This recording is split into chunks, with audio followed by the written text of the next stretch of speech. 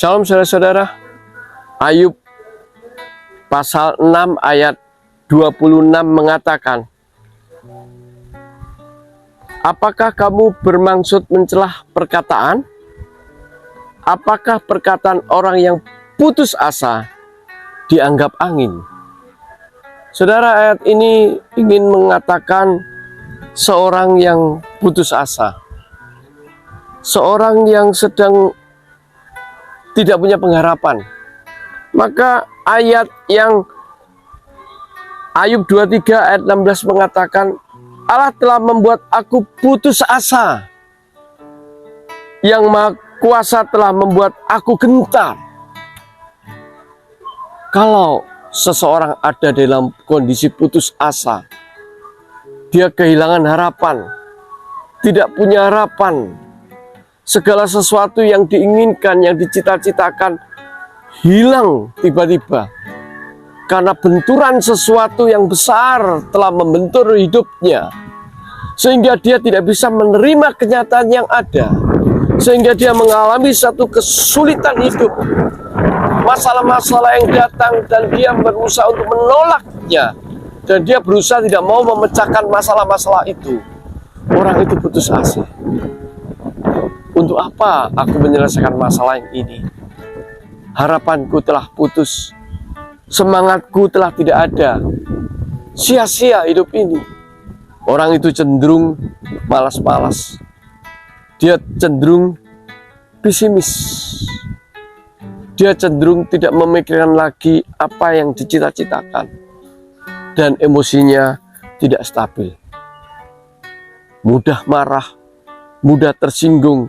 Emosi-emosi yang negatif muncul karena dia melihat keirian, dia melihat kecemburuan, dia melihat ketidakpuasan, dia melihat ketidakterimaan, dan dia melihat kenyataan yang berbeda, yang sesungguhnya kenyataan itu yang dia merasa dialami berbeda dengan kenyataan yang dia terima sekarang. Ayub mengatakan, ayat 23 ayat 16 mengatakan, Allah telah membuat aku putus asa. Kenapa Allah yang membuat engkau putus asa? Apa sebabnya? Apakah Allah menghalangi cita-citamu? Apakah Allah merusak hidupmu? Apa Allah menghalangi keinginanmu sehingga merasa tidak punya harapan, sehingga merasa putus asa? Saudara kekasih dalam Yesus Kristus, kalau engkau orang pengikut Kristus, Allah selalu bersamamu.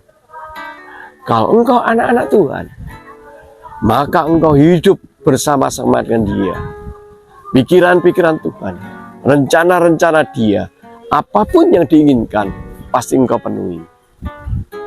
Tetapi kalau engkau tidak memenuhinya, dan Tuhan mempunyai rencana dan engkau menolaknya, dan Tuhan mempunyai pelayanan dan engkau menolaknya, Tuhan inginkan sesuatu dan engkau tidak mau, engkau bukan seorang anak Tuhan. Sehingga kalau Tuhan menolak engkau, Tuhan tidak memberi harapanmu yang ada, maka kenapa engkau putus asa? Bukankah engkau telah memutuskan hidup di tempat yang tidak dikehendaki oleh Tuhan? Bukankah engkau telah memutuskan bahwa duniamu berbeda dengan dunia Allah? Sehingga ketika kau melakukan sesuatu di depan kekuatan di dalam dunia yang berbeda dengan Allah, Allah tidak ikut campur tangan, dan engkau putus asa, engkau tidak berhasil. Kenapa engkau pasti mengatakan bahwa Allah membuat engkau putus asa? Kalau engkau tidak hidup di dalam Allah, bagaimana Allah ikut campur tangan pada hidupmu? Maka saudara, berpikirlah kembali. Kalau engkau ingin berhasil, kalau engkau ingin sukses, kalau engkau ingin Allah ikut campur tangan dalam hidupmu, kalau engkau ingin apapun yang kau rindukan tercapai, hiduplah di dalam bendera Allah. Ikutin apa yang dimau.